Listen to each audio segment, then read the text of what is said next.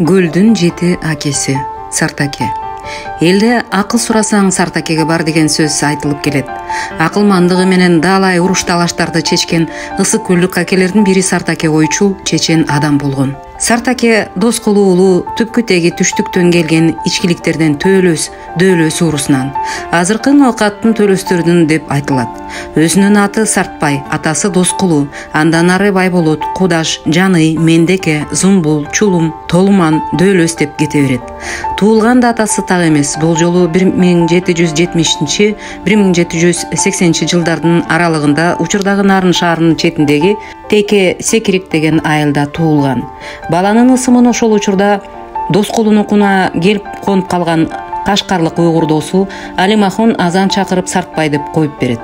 Ал 11 жашка чейин Нарын суусун бойлой балалык курагын өткөрүп жүрүп, ата энеси менен кошо Ысык көлүнүн тескейиндеги